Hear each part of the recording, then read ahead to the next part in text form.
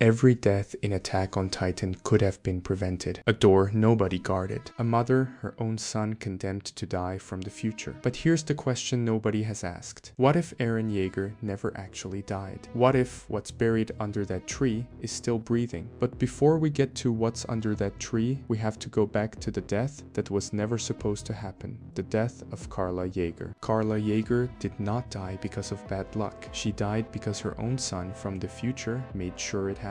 Eren Jaeger, with the full power of the founding Titan and access to every moment in history through the paths, reached back in time and redirected the Smiling Titan away from Berthold and toward his own house. He let his mother die, not because he wanted to, but because the future he was building required it. The Smiling Titan was walking toward Berthold. It was going to eat him right there on the battlefield, the same way it ate dozens of other soldiers that day. If that happens, Dina inherits the Colossal Titan, wakes up as a human, and Carla is still alive when Grisha comes home. Eren grows up with a mother. He grows up in a house that is not destroyed. He grows up without the one memory that turned him into the person he became. But Eren, standing in the paths watching the entire timeline laid out in front of him, knew that if his mother survived, nothing else would happen the way it needed to. He would not push forward with the same desperation. The founding Titan would eventually be lost. Paradise would fall, and everyone he loved would die anyway, just slower, just quieter, in ways that nobody would even remember. So he moved the Titan. He pointed it at his own mother, and then he watched. Carla Jaeger's death was the most avoidable death in the entire series. Not because someone failed to save her, but because the person who could have saved her chose not to. And that person was her son. Levi Squad. These were not random cadets pulled from training. These were the 4 best soldiers Levi Ackerman had ever personally selected. Each one had dozens of Titan kills. Each one had survived expeditions that wiped out entire squads around them. They trained together for years, they trusted each other completely, and all 4 of them died in the same forest in the same hour, fighting the same enemy. The plan was simple. Levi goes ahead to scout the route. The squad stays with Eren. If the female Titan shows up, they handle it. They had done this before. They knew the formation, they knew the signals. What they did not know was that the female Titan had already been watching them for hours, learning how they moved, counting how many were in the group, and waiting for the exact moment. When the female Titan attacked, the squad executed perfectly. They blinded her, they cut both arms, they severed her tendons. For about 12 seconds, the female Titan was completely helpless, hanging in the trees with no way to fight back. 12 seconds. That is how close they were to winning. Then she regenerated one eye. Just one. She focused everything into that single eye,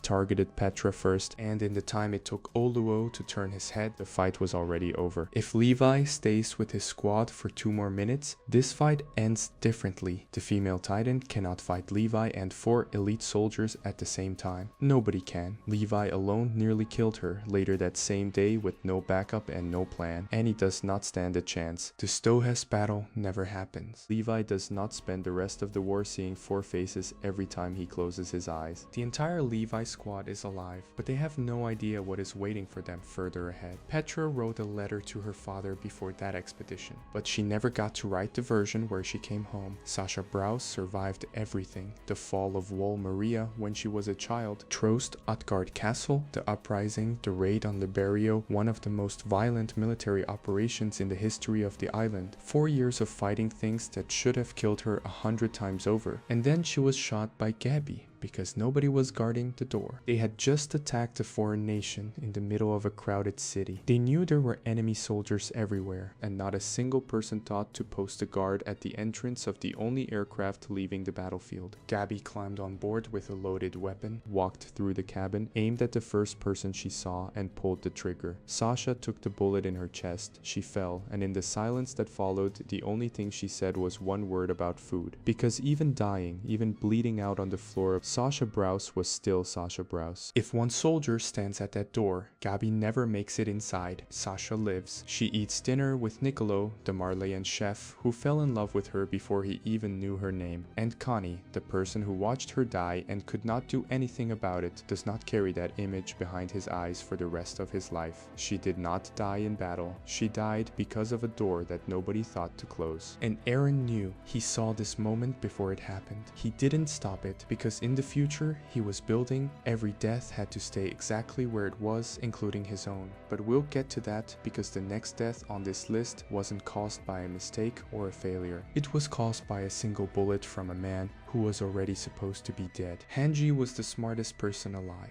Not the strongest, the smartest. Years of studying them, talking to them, experimenting, trying to figure out what they were and how to stop them. And when the rumbling started and the world needed someone who could think faster than the end of civilization, Hange was the only one qualified. The Alliance had one chance to stop Eren. They had a plane, they had a team, they had a plan, but the plane was damaged. The rumbling kept moving closer with every step, and they needed time. 15 minutes, maybe 20. Someone had to stay behind and slow down the wall titans. Hange did not wait for anyone to volunteer. She just stood up, looked at Levi, and said goodbye without making it dramatic. And then she walked toward the largest army the world had ever seen and fought it alone. And here's what makes this unbearable. The plane took off, it was in the air, and Hange was still fighting down there, burning, dodging steam from every colossal, moving faster than she ever had. The plane was right there. If Hange had turned back 30 seconds earlier, sprinting at the limit, burning alive, barely breathing, Levi could have reached down from that door and pulled them in. 30 seconds, that's the distance between Hange dying and Hange surviving. But she didn't turn back because she wanted one more kill, one more second with the Titans, one more step of distance between the rumbling and the people she loved. But even this, even Hange choosing to stay, Eren saw it. He knew, and he let it happen. Erwin Smith did not have to die on that field. He chose to, and the difference between those two things is the reason the rest of the story looks the way it does. The Beast Titan was standing on top of Wall Maria, throwing rocks at the Survey Corps like target practice. Horses, soldiers, and decades of training were turned into rubble in a matter of seconds. But Erwin already knew the math, and he had been doing this kind of calculation his entire career. He knew that if he sent enough bodies forward to create a distraction, it would give Levi the opening he needed to do what he does best. However,